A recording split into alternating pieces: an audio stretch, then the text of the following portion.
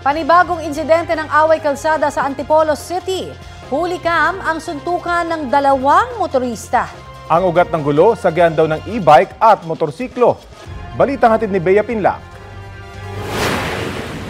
Barela naman kaya dyan ha, madami kami. Nakahambalang sa sumulong highway sa Antipolo City ang isang e-trike at motorsiklo mag-aalas 3 kahapon. Hindi pa masyadong nakita sa video, pero tila nagkainitan na ang 2 motorista habang nasa loob ng e-trike ang driver nito. Hanggang sa hinatak na ng rider ang kaalitang driver papunta sa gilid ng kalsada.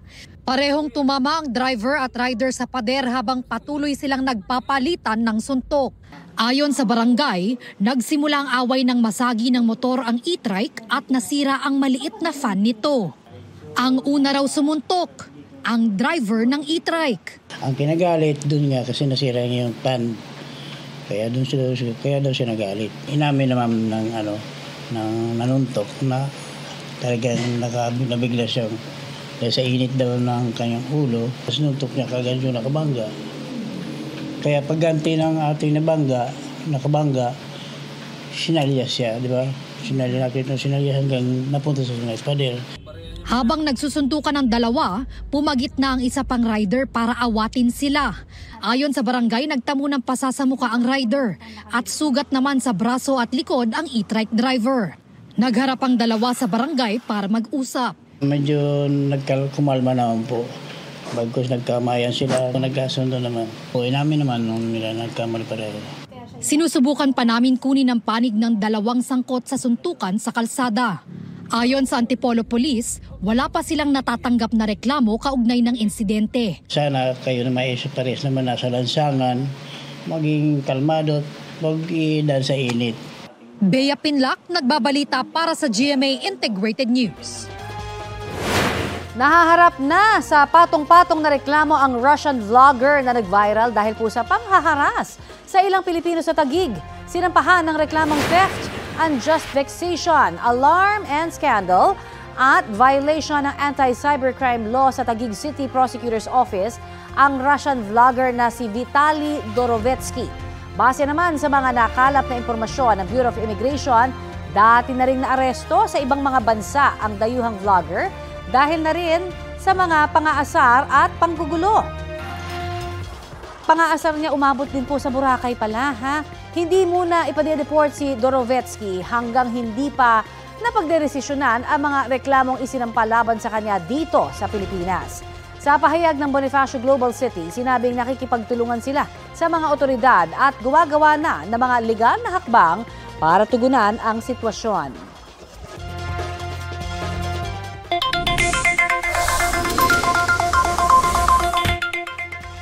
Beep, beep, beep sa mga motorista, may nakaamba na namang taas presyo sa ilang produktong petrolyo sa susunod na linggo.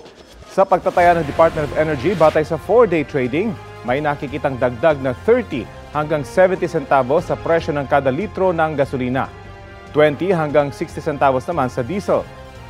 Ikatlilingong price hike na yan sa diesel at sa gasolina. Habang sa kerosene naman, may posibleng paggalaw sa presyo na mula 20 centavos na rollback hanggang 20 centavos na price hike kada litro. Isa sa mga posibleng dahilan niya ang pagtaas ng taripa ng Amerika sa ilang trading partners nito. Mainit-init na balita, lalo pang bumagal ang inflation o bilis ng pagmahal ng mga produkto at serbisyo sa bansa. Naitala po ng Philippine Statistics Authority ang inflation rate nitong Marso sa 1.8%, mas mababa sa 2.1% noong Pebrero. Ang naitalang March inflation rate pinakamababa mula noong June 2020. Ayon sa PSA, nakaambag sa pagbagal pa ng inflation ang mabagal ring pagmahal ng food and non-alcoholic beverages.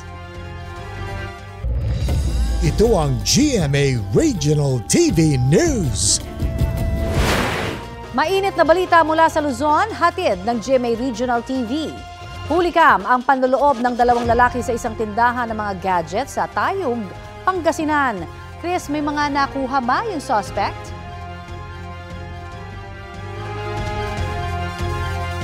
Tony, tinangay na lang daw ng suspect ang mismong vault ng tindahan dahil hindi nila ito mabuksan. Sa kuha ng CCTV, makikita ang 2 lalaki na naghahalungkat sa mga gamit sa loob ng tindahan. Ang isa sinusubukang buksan ang vault. Ayon sa manager ng tindahan, binuhat na lang ng mga sospek ang vault na may lamang 68 unit ng mamahaling cellphones at iba pang gadgets na nagkakalaga ng 2.5 million pesos. May cash din sa loob nito na 200,000 pesos. Batay sa investigasyon ng mga pulis, gumamit ng bolt cutter ang mga sospek para mapasok ang tindahan. Naglaan ng pabuya ang may-ari ng shop sa sinumang makapagbibigay ng impormasyon para mahuli ang mga sospek. Bumangga naman ang isang bus sa isang poste sa Castilla, Sorsogon. Wasak ang ilang bahagi ng bus na sumadsad ng ilang metro sa Maharlika Highway hanggang sa tumagilid ito. Nasira din ang dalawang CCTV at ilang kable na nakakabit sa poste. Pansamantalang nawala ng kuryente sa lugar. Sugatan ng bus driver na dinala sa ospital. Wala namang sakay na pasahero ang bus nang mangyari ang aksidente. Sabi ng pulisya, nakatulog ang bus driver habang nagmamaneho. Bumangga naman ang isang bus sa isang poste sa Castilla, Sorsogon. Wasak ang ilang bahagi ng bus na sumadsad ng ilang metro sa Maharlika Highway hanggang sa tumagilid ito. Nasira din ang dalawang CCTV at ilang kable na nakakabit sa poste. Pansamantalang nawala ng kuryente sa lugar. Sugatan ng bus driver na dinala sa ospital. Wala namang sakay na pasahero ang bus nang mangyari ang aksidente. Sabi ng pulisya, nakatulog ang bus driver habang nagmamaneho.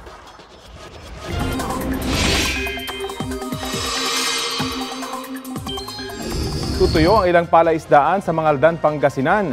Ayon sa fish pond owners, gumagamit na sila ng water pump para maiwasang lumala ang sitwasyon. Nangako naman ng tulong ang LGU para sa fish pond owners. Magpapatuloy ang mainit at malinsangang panahon sa ilang bahagi ng bansa dahil sa easterlies. Sa ilang lugar, nagdadala naman ito ng ulan. Magpapaulan naman ang northeasterly wind flow sa northern Luzon, habang intertropical convergence zone sa southern Mindanao ayon po sa Pag-asa. Ngayong umaga, posible ang light to moderate rain sa ilang bahagi ng Cagayan Valley Region, Cordillera, Aurora, Quezon, Palawan, Bicol, Eastern Visayas at Davao Region base sa rainfall forecast ng Metro Weather. Pagsapit po ng hapon, uulanin na ang iba pang panig ng bansa. Maghanda sa maulang weekend ng mga taga Mindanao lalo sa bandang hapon. Maging alerto sa banta ng baha o landslide. Posible pa rin ang mga panandaliang ulan o thunderstorm sa ilang panig ng Luzon kasama na po ang Metro Manila. Babala ng Pag-asa, posibleng umabot sa danger level na 45 degrees Celsius na heat index ang mararanasan sa Hinatuan, Surigao del Sur. Nasa danger level din ang heat index sa 8 pang lugar. Mananatiling mga nasa extreme caution level ang posibleng heat index ngayong araw dito po sa Metro Manila. Arestado sa Pampanga ang isang Swedish national na wanted sa kanyang bansa dahil sa panggagahasa umano sa isang menor de edad at iba pang krimen. Git po ng suspect, wala daw siyang maling ginawa. Balitang hatid ni John Consulta.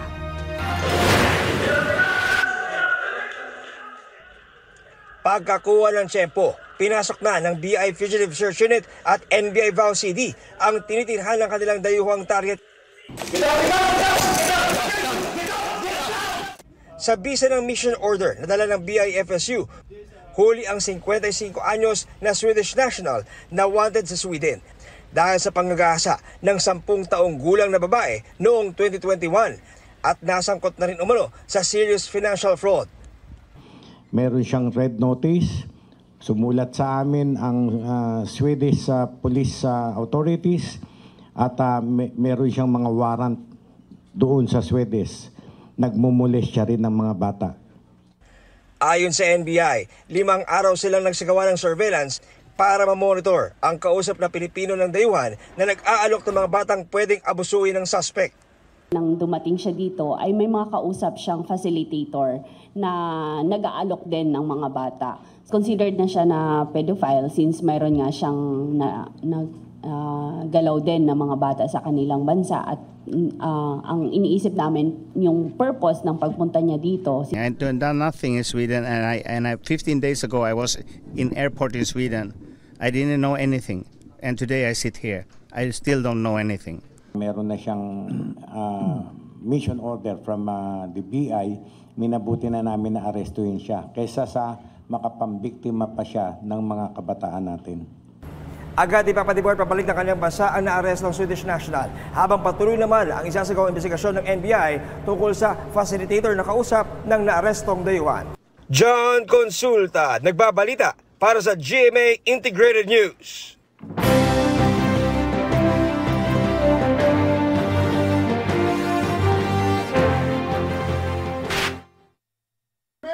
Cash grant para sa 50 years ng kasal ang isinulong ni Sunny Matula. Ipinaglaban ni Liza Masa ang karapatan ng kababaihan. Advokasya ni Jerome Adonis ang dagdag budget sa edukasyon. Pagpapalakas ng health service ang kay Nars Alin Andamo. Pagtaas ng sahod ng manggagawa ang kay Mimi Doringo. Kasama rin nila si Modi Floranda. Bumisita sa Iloilo City si Heidi Mendoza. Libreng pabahay ang isinusulong ni Manny Pacquiao. Committee on Agriculture. Pagbaba ng presyo ng bilihin ang itinulak ni Kiko Pangilinan. Susuportahan daw ni Ariel Carubin ang mga batas para sa PWD. Nangako si Camille Villar ng suporta sa infrastructure projects. Pagalis ng VAT sa kuryente ang inilaban ni Benhur Abalos sa Angeles City. Iminungkahi ni Bam Aquino ang pagsama ng job training program sa mga paaralan. Advokasya ni Mayor Abby Binay ang pagpapalakas ng early childhood education. Gusto pahabain ni Senator Bong Revilla ang termino ng barangay officials. Tututukan ni Representative Bonifacio Busita ang agrikultura. Tinalakay ni Senator Pia Cayetano ang inclusive community-driven leadership. Nag-ikot-ikot naman si Atty. Angelo de Alban sa mga terminal at palengke.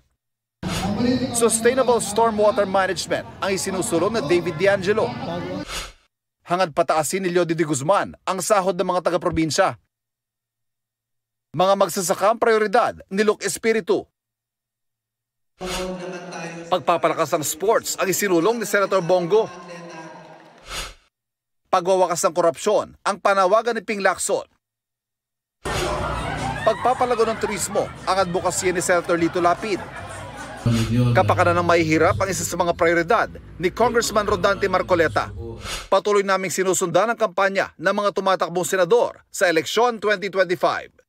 Ivan Mayrina nagbabalita para sa GMA Integrated News.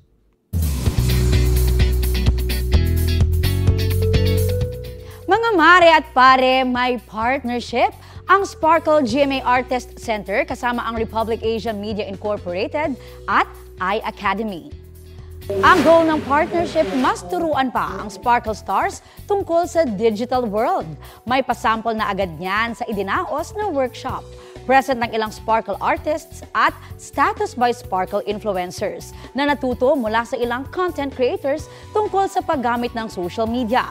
Pumirma para sa Sparkle sina GMA Network Senior Vice President Attorney Annette Gozon Valdez at Sparkle First Vice President Joy Marcelo. Kasama nila sina Republic Asia President Branarel Yuao at iAcademy President and COO Rachel Perez Wong. We wanted our artists and our status influencers to be able to learn the best practices in social media marketing and how they can monetize their digital assets more. We get to know all the facets of the digital landscape, especially now na it's really ever-changing. Ang daming pagbabago, ang daming mga bago.